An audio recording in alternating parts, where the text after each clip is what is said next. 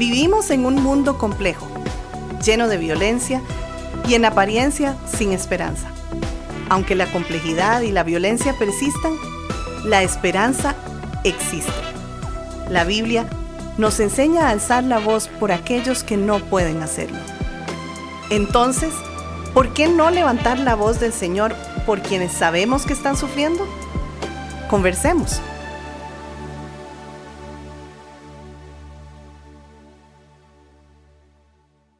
La sexualidad humana no es un mero instinto biológico orientado a conservar la especie e incentivado por el placer. Tampoco es un recurso para descargar tensiones o llenar vacíos emocionales. Es parte del diseño de Dios para expresar amor, entrega, intimidad y fidelidad dentro del matrimonio. La pornografía distorsiona este propósito. Separa el placer del amor, la sexualidad del compromiso y el cuerpo de la dignidad de la persona. Enseña a mirar al otro como un medio de satisfacción. Dentro del matrimonio, esta lógica puede alimentar secretos, mentiras y falso testimonio. Además, puede introducir exigencias sexuales degradantes, humillación y otras formas de violencia. Jesús advirtió que el pecado sexual puede comenzar en una mirada alimentada deliberadamente en el corazón, según Mateo 5:28. En este podcast nos acompañará el pastor Christopher Pinedo, quien nos ayudará a comprender qué es la pornografía, cuán presente está, qué conceptos equivocados han favorecido su normalización y qué daños produce en la mente, la vida espiritual y las relaciones. Necesitamos comprender esta amenaza porque continúa expandiéndose y agravando sus efectos. Mis amigos, qué gusto estar con ustedes hoy. Erwin, como siempre, hermano, ¿cómo estás? Saludos, mi hermano. Pues igualmente y complacidísimo de contar hoy pues, con el pastor Christopher. ¿Cómo estás, mi hermano? Muy bien, contento, y les quiero agradecer, por supuesto, la oportunidad de compartir acerca de ese tema con ustedes en el podcast. Un gusto, un gusto. Por supuesto, y gracias también por tomar tu tiempo y venir a estar con nosotros en un tema que te apasiona, un tema que hemos conversado ya previamente y que has trabajado en tu tesis en la universidad y también escribiste un libro sobre el tema. Sí. Así que vamos a ir conversando y soltando algunas informaciones importantes, ¿verdad? Durante estos próximos programas. Muy bien. Sí. Bueno, pues aprovechemos a Christopher entonces. Démosle entonces, empecemos. Y quisiera empezar pues por lo obvio, ¿verdad? Es decir, cómo podemos definir la pornografía, es decir, porque puede haber una definición específica y también una experiencia que nosotros vamos acumulando. Así que desde ese gran concepto, ¿cómo podrías, Christopher, definir la pornografía? Amén. No es necesario que empecemos con eso porque con cualquier tema, me imagino ustedes ya saben, que a veces las personas no se entienden porque a veces utilizan los mismos términos, pero tienen significados o definiciones completamente diferentes. De acuerdo. Entonces yo creo que hay unas formas buenas en las que se puede definir la pornografía. Digamos, una definición que me gusta, que es bien sencilla, es material sexualmente explícito con el diseño de provocar excitación en otros. Okay. Yo digo material como es clave, porque muchas veces las personas cuando piensan en la pornografía solo piensan en los videos o imágenes como en formas digitales, pero también se puede encontrar pornografía en los libros, por ejemplo. Y si pensamos en la palabra literalmente como pornografía, es una combinación de dos palabras griegas. En estas se basa la palabra porno, que viene de prostituta o pornea, porne, y grafía, que quiere decir como escritura o dibujo. Entonces, literalmente quiere decir el dibujo de las prostitutas. Y hoy en día, con la tecnología, los libros, hay tantas formas de la pornografía. Entonces, por esa razón, no solo digo videos, imágenes, porque son formas, digo material sexualmente explícito.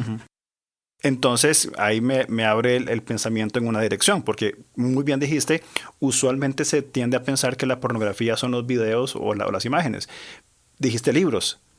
También podemos encontrarlo en series, en películas, en relatos, en conversaciones. Exactamente. Exactamente así. Y digamos, había un libro hace unos años que salió que fue muy popular y en inglés como se llama 50 Shades of Grey o 50... Las 50 sombras de Grey. Las 50 sombras de Grey. Ajá. Y entonces como ese libro, yo me acuerdo el pastor en la iglesia nuestra, ese domingo antes de que, o tal vez después de que salió la película, se estrenó, digamos en todo el mundo, él dijo como esa película es una forma de pornografía. Claro. Y muchas veces es como, es una película, entonces está bien que la gente la mire. Pero así es como, no, es una forma de pornografía por lo que se enseña en la película. Y pienso también esas, como esa grafía, digamos, esa imagen que se forma en nuestra mente, en nuestro concepto de la sexualidad, ¿no? Porque es una imagen explícita, pero también lo que va trabajando en nuestra manera de vernos a nosotros mismos. Exactamente. Y ver a las otras personas. ¿Sí? Bien, vos que sos experto en el tema, que lo conoces, lo trabajas, das talleres, etcétera, ¿qué tan presente está actualmente la pornografía en nuestra sociedad? Es decir, ¿cómo ha influido en nuestra manera de pensar, en nuestros deseos, en comprender inclusive nuestra sexualidad? ¿Qué tan presente está esto? Sí, una buena pregunta. Es importante que reconozcamos que, digamos, las estadísticas varían entre los estudios porque depende de la población que hace un estudio, por ejemplo, una encuesta, o depende también de que la gente también sea honesta cuando se le hace la pregunta, ¿estás consumiendo pornografía? No. Sí. Pero por lo menos algunas cosas que sí podemos saber o decir con más confianza. Digamos, de todas las páginas del internet, de sitios web que hay, entre 25% hasta 33% son pornográficas. Es decir, de todas las páginas en internet. En internet. Es un número innumerable realmente. Claro. Porque en internet no sabemos realmente cuántos sitios web hay. Pero digamos, un cuarto hasta un tercio, digamos, estos sitios son pornográficos. Y según varios estudios, digamos, hay muchos que están revelando que más de 80% de los jóvenes, de los menores de edad, antes de que ellos llegan a los 18 años, que ellos se exponen a la pornografía. Y yo digo se exponen porque muchas veces uno se expone sin querer. O, por ejemplo, si un amigo dice, hey, mira eso, y le enseña el teléfono, así, ve la pornografía o la lee. Claro. Entonces, como los jóvenes, la mayoría antes de llegar, digamos, sea chicas o sea chicos, antes de llegar a los 18 años, se exponen a la pornografía. Y bueno, además de eso, comparto una estadística más que compartí con ustedes el otro día. Pero digamos, el año pasado, Pornhub es el sitio, digamos, pornográfico más popular que es gratis en el mundo. Pero cada año ellos suben básicamente gráficos que enseñan estadísticas, hechos de su sitio. Y ellos el año pasado revelan que el año pasado Pornhub subió más de 1 millón de horas, o más de 1 millón de horas de contenido, o casi 5 millones de videos nuevos. Entonces, si nosotros tratamos de equivaler, digamos, este número en años, equivale a unos 115 años de contenido. Solo en un año solo de un sitio web. Entonces, de nuevo, si todo el internet, 25 hasta 33% es contenido pornográfico y solo un sitio de web sube en un año más de 100 años de contenido, entonces es algo, como dije, innumerable, inmenso, más de nuestra imaginación. Y como dijiste, sin costo, es decir, inclusive desde el acceso más directo ahora del teléfono celular, ¿no? Exactamente, y de hecho ellos revelan que como más del 70% del acceso es por medio del teléfono. Claro. Entonces claro, porque es más fácil tener en un lugar escondido, tener ese acceso, ¿verdad? Aquí estoy viendo también un número del ingreso. O sea, eso es gratis, un sitio como este es gratis, pero la pornografía genera anualmente más de $97,000 millones de ganancia. Sí. O sea, hay todo un negocio evidentemente detrás de esto, al punto que ya hay contenido que se regala, que se da disponible para quien lo quiera. Sí. Entonces, no hablamos de algo pequeño o un peligro escondido por ahí. Es una empresa monstruosa, sin límites y sin control. Esa es una buena palabra. Es un gran monstruo realmente. Sí. Y Chris, y lo es porque es un deseo humano necesario. Es decir, somos seres sexuales. Y lo es porque la excitación sexual, el deseo sexual, es algo que necesitamos dentro de un propósito específico. Exactamente, con límites adecuados. Exactamente, sí. Claro. Esto lo digo para preguntarte, Entonces, ¿cuáles serían las ideas o perspectivas equivocadas más comunes acerca de la pornografía? O hablemoslo pues de la vivencia de la sexualidad. Sí, no, muy buena pregunta. Creo que una de las ideas equivocadas más comunes que uno escucha es que solo los hombres, por ejemplo, consumen la pornografía. Y yo, de nuevo, estoy utilizando esa palabra específica, consumir, porque de nuevo uno puede ver pornografía, uno puede leerla, entonces hay varias formas. Pero Pornhub, de nuevo, el año pasado ellos habían revelado de las visitas, según los países, cuántas de las visitas eran mujeres y cuántas eran hombres. Entonces escuchen algunos de los siguientes hechos. En el país Filipinas, 64% de las visitas eran mujeres. O sea, la mayoría de las mujeres que visitaban Pornhub en Filipinas eran mujeres de las visitas. Colombia, 56%, Argentina, 56%, México, 48% y sigue. Entonces digo eso porque yo siento cuando se habla de ese tema, muchas veces primero hay mucha vergüenza, mucha condena que uno puede sentir, pero también muchas personas creen como, es solamente algo que los hombres hacen. Y cuando una mujer está consumiendo la pornografía, tal vez ella se sienta extraña porque ella cree también como, soy la única mujer quien está consumiendo la pornografía, pero así no es. También otras ideas es que las personas no pueden volverse adictos. Los estudios científicos están mostrando más y más que si la pornografía, puede convertirse en una adicción, que uno realmente se puede volver adicto a la pornografía. Y dos cosas más que quiero tocar rápidamente. Pero a veces las personas dicen como, en moderación uno puede consumir pornografía, como cualquier cosa, como el alcohol o otras cosas, pero la pornografía, no es así. La pornografía, su propia naturaleza requiere o nos llama a que nosotros sigamos consumiendo sin límites o con límites inadecuados, Y finalmente, en la pornografía siempre hay consentimiento entre los actores. Y vamos a profundizar más eso en otro momento, pero la idea es que muchas veces cuando vemos, por ejemplo, si uno ve videos en Pornhub o en otros sitios web pornográficos, y muchas veces obviamente se enseña excitación, placer entre los actores. Entonces uno supone, es como, el actor o la actriz, ellos están porque quieren estar y están disfrutando eso. Pero no es siempre así. Y a veces, o muchas veces también, quien sea, pero están forzando que estos actores, estas actrices, al fin del día son actores.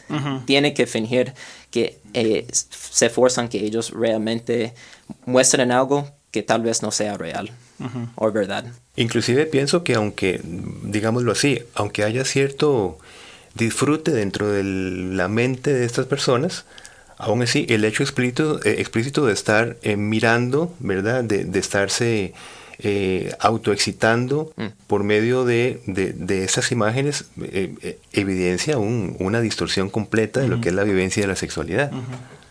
Sí, no, de acuerdo. Sí, también algo que pensaba mientras vos estabas hablando sobre ideas equivocadas, creo que es un tema tabú también dentro de las iglesias. Es decir, no es común que se hable de un tema con la pericia, con la sabia apertura de poder conversar, ¿cierto? Hace unos años hicimos en la iglesia una serie que se llamó Discipulado Sexual. Tomamos la idea de una autora, Julie, no, bueno, se me olvidó, se me fue el nombre ahora de la autora, pero ella hablaba en la introducción de sus trabajos de que ya el mundo, la cultura, ha discipulado sexualmente a los adolescentes, jóvenes y adultos. Es decir, no tiene ninguna limitación el mundo o la cultura para transmitir sus conceptos sexualizados, y que la iglesia pues no hemos respondido a eso, y que la respuesta usual es no hablemos de eso, no despertemos ideas raras, pero la influencia que tienen del mundo, que tenemos los creyentes del mundo, es palpable y es vigente todavía. Entonces también creo que un tema importante es seguir rompiendo el tabú de que en las iglesias hay problemas de pornografía entre hombres, mujeres, la iglesia, líderes, etcétera, y se tiene que hablar para poder tratarlo y poder apoyar a estas personas. Sí, iba a comentar que no sé cómo es acá 100%, pero en los estados, digamos, gracias a Dios que hay un gran movimiento de personas quienes están tratando de exponer más a este problema, pero muchas personas en la iglesia se han criado con la idea de que, ok, no hablemos del sexo, nada más que ustedes, digamos, guarden la virginidad hasta que se casen, y cuando se casan va a ser genial y todo eso. Y así se acaba la conversación, y esa es la única educación que muchas personas han recibido en la iglesia por décadas.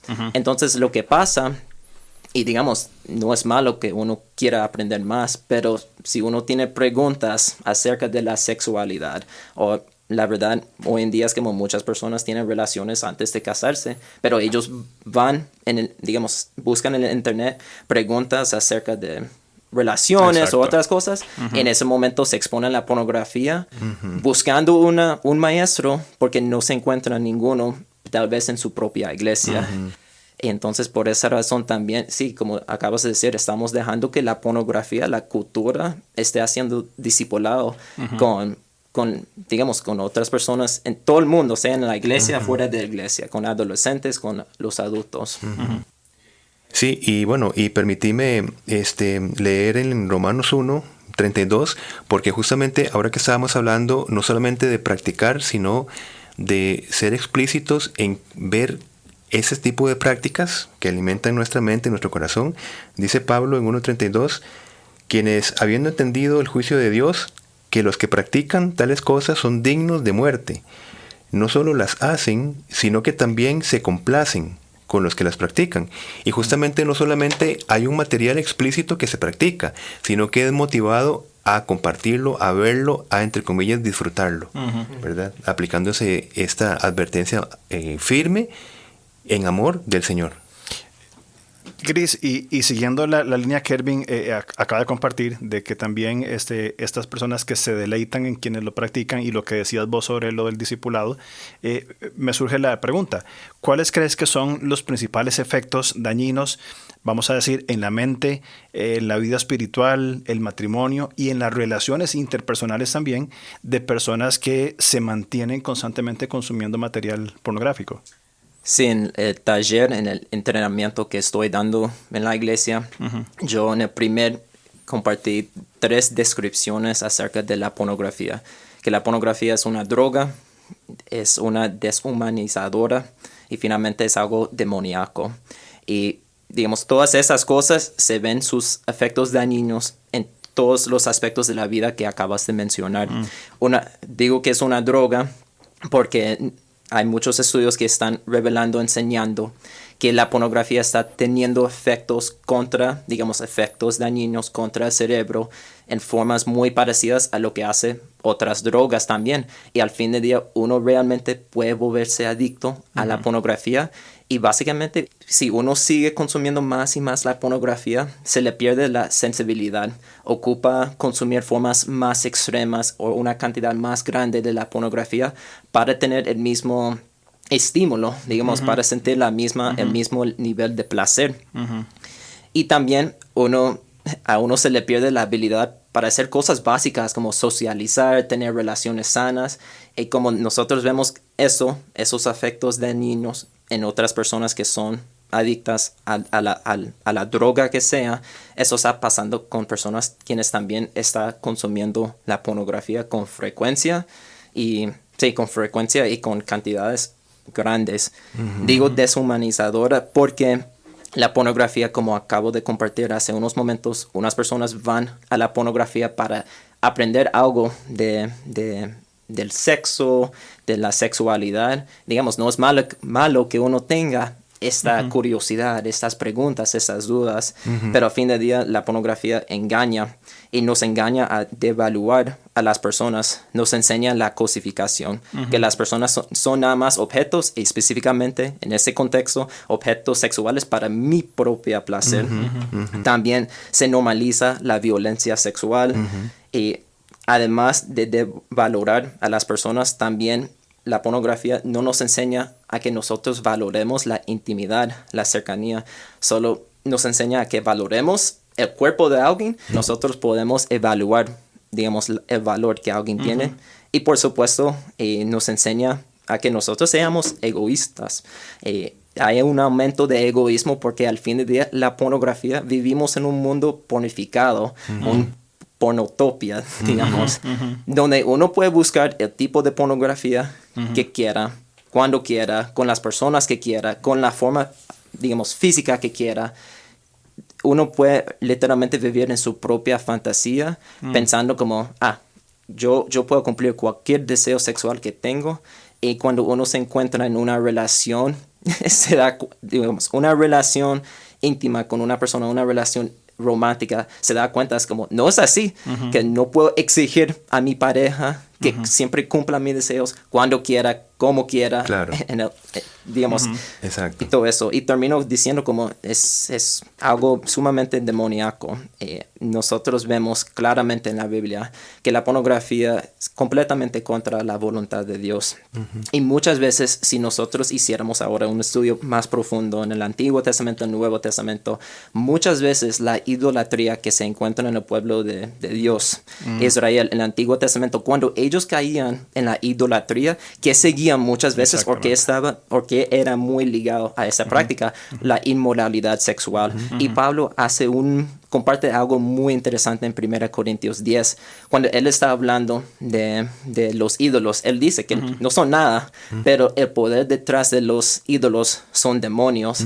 Entonces realmente siempre y cuando uno esté consumiendo la pornografía, no está teniendo comunión con Dios, está teniendo comunión con estos demonios que está haciendo que la pornografía sea un ídolo en la vida de esa persona. Es muy interesante esto porque aunque la Escritura de alguna manera señala nuestra lucha con el mundo, con el demonio y con la carne, no está diciendo que son luchas separadas. Es decir, que cuando tengo una lucha con la carne, no está involucrado el mundo ni el demonio, y etcétera.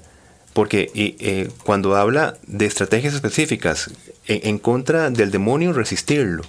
En contra del mundo, transformar la manera de pensar. En contra de la carne, huir. Pero todo esto se junta para poder tener una respuesta en el espíritu en contra del pecado. Amén. Así que la pornografía no es solamente una situación de la carne, como bien lo estás señalando. También está Satanás utilizando los sistemas del mundo, ¿verdad? Trabajando en él, y también evidentemente una lucha espiritual específica. Es decir, las cosas no se separan, siempre está junto. Siempre. Nuestra lucha con el mundo no se separa de Satanás ni de la carne, etc. Hay un libro que se llama En el altar de la idolatría sexual, Steve Gallagher. Oh, wow. Y él habla básicamente, esa es básicamente la tesis del libro. Es decir, la inmoralidad sexual, y me parece que no estoy seguro, de que él fue una persona que estuvo atrapada en ese mundo por mucho tiempo, y cuando fue restaurado en Cristo, comienza a trabajar un ministerio en esta línea, y escribe este libro y otros libros más, pero justamente lo enfoca en esa dirección. Esto es la esencia del problema. Es un asunto de idolatría. Idolatría, exacto. Y creo que es un muy buen punto que están marcando ambos, que han marcado, y recalcar, ¿verdad? Que cuando caemos en prácticas inmorales sexuales, nos estamos distanciando de la intimidad con el Señor, Sí. probablemente para auto-idolatrarnos, es decir, mi placer, mi satisfacción, mis formas, mis momentos, mis preferencias, y no los límites que Dios ha puesto en nuestra vida. Sí. Chris, mira, quisiera desde ya, no sé, mi hermano, ¿qué te parece? Porque seguir invitando a Chris para la otra semana, pero permíteme hacerte una pregunta antes, me parece importante, como las que hemos compartido. Mira, ¿consideras que la pornografía, Chris, ha cambiado de alguna manera en los últimos años? Es decir, ¿qué aspectos de su, digámosle, accesibilidad, normalización y contenido te parecen hoy más preocupantes en el sentido de la pornografía? Sí, muy buenas preguntas para terminar. Yo diría, sin duda, sí ha cambiado, y por esa razón es importante que hablemos de ese tema, porque cuando los jóvenes hablan de la pornografía, más probable ellos tienen una idea diferente de de personas quienes tienen 50, 60, 70 años o pico, tiene acerca de la pornografía. Porque en el pasado la pornografía se consumía por revistas o otras cosas más físicas. Hoy en día tenemos todas esas formas digitales, ¿verdad? Y yo diría que se ha vuelto sin duda más peligrosa la pornografía. Entonces quiero compartir lo que yo llamo las 3 A's. Y yo comparto eso también en el libro. Pero las 3 A's quiere decir eso acerca de la pornografía: la accesibilidad, la asequibilidad y la anonimidad. Que básicamente la pornografía, uno puede tener acceso solamente con el teléfono. Entonces, de nuevo, por varias aplicaciones, sea por redes sociales, por WhatsApp, por otras cosas. Entonces, uno no tiene que ir a una tienda, una esquina o un altar en la cima de una montaña, una colina. Así, con su teléfono, donde esté, uno puede tener acceso inmediato a la pornografía y no cuesta nada. Entonces, por esa razón digo asequibilidad, porque hay tantos sitios pornográficos que no cobran nada. Entonces, uno no tiene que pagar nada, no tiene que pagar tiempo realmente, porque en unos momentos se puede tener acceso, pero no tiene que pagar un costo físico, un costo financiero tampoco. Y es una actividad que uno puede ocultar toda la vida. De nuevo, en el pasado, y hablemos de nuevo, hablemos del Antiguo Testamento. Los que participaban en la inmoralidad sexual lo hacían en público, pero uno puede tener su propia altar, digamos, con su teléfono, donde lo puede participar en esta inmoralidad sin que nadie sepa. Hasta que uno muere, puede seguir viviendo esta doble vida, si quisiera.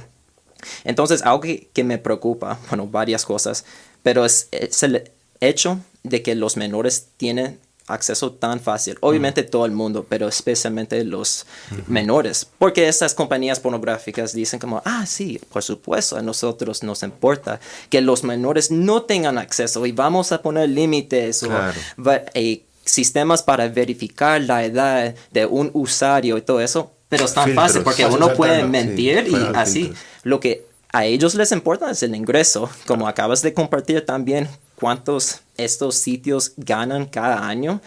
Entonces, si ellos siguen ganando, no les importa realmente que los menores sigan cayendo en eso. Porque se dan cuenta también, si un menor cae en eso, más probable va a seguir consumiendo la pornografía por más tiempo. Es un cliente a largo plazo. Sí. Sí. Inclusive, como supongo que se desarrollará en futuros temas, les importa tan poco que inclusive hay pornografía infantil. Es decir, es una contradicción de decir, pongamos filtros para los menores de edad y tenemos un material explícito de pornografía infantil, que supongo, Chris, que en próximos programas nos gustaría hablar al respecto, porque definitivamente la vinculación es directa, ¿no? Claro. Sí, de acuerdo. Y eso fue la última cosa que iba a compartir, que la pornografía normaliza este abuso, distorsiona tantas cosas y presentan estas cosas distorsionadas como si fueran normales. Claro. Y los menores siguen creciendo con estos conceptos como, normal. Y así no es. Yo nada más quisiera agregar rápidamente a lo que acabas de mencionar de la accesibilidad de la pornografía para menores en la responsabilidad de nosotros como padres. Es cada vez más común, tristemente, que se le entregue el entretenimiento y la crianza de las pantallas a niños pequeños. Sí. Yo me frustro grandemente cuando salgo con mi familia a un restaurante, a algún lugar, y veo familias donde están todos, y tengo una imagen en un restaurante específico, todos con los teléfonos, el niño con sus audífonos de gamer, su iPad, la niña su teléfono, papá y mamá con teléfono. Y esto probablemente la mayoría no tienen límites, no tienen controles, no tienen, inclusive he escuchado mucho, yo no reviso el teléfono de mi hija menor de edad por su privacidad. Pero yo pienso otra cosa, o sea, mientras sea menor de edad, y aún no sé si mayor, es mi responsabilidad la crianza de mis hijos. Sí, protegerlos. Entonces, es protección, ¿verdad? Sí. Y no es ir a hurgar a ver qué encuentro y qué saco, ¿verdad? Sino voy a procurarme a aquellos padres que han dado dispositivos a sus hijos. Bueno, ¿cómo le enseño en la cotidianidad a manejar este tipo de dispositivos? Sabiendo que escribiendo una dirección tienen acceso a un mundo infinito de pornografía y demás cosas. Sí, no, de acuerdo. Bien. Pues bueno, Chris, te extendemos la invitación para la otra semana, si Dios lo permite, para que podamos seguir pues hablando de este tema y su relación también con la violencia, que es directo, pero quisiéramos que vos nos lo expliques, si Dios lo permite. Así que bueno, te extendemos la invitación para que nos acompañes en el próximo programa. Me encantaría. Si alguien quisiera contactarme, me puede contactar a este correo chpinedo21@gmail.com. Bueno, pues agradecerte nuevamente por ese supuesto, tiempo, claro. ¿no? Y bueno, mi hermano, entonces que el Señor nos dé la oportunidad de conversar la otra semana. Si Dios lo permite, próxima semana seguimos hablando del tema con Muy Chris bien. Pinedo. Perfecto. Muchas gracias. Nos vemos entonces. Nos vemos. Chris. Chao. Gracias por escucharnos. Estamos listos para seguir conversando a través de nuestras redes sociales. En Instagram, búsquenos como @levantacr. En Facebook, como LevantaCR. O contáctenos al correo alonso@levantacr.org.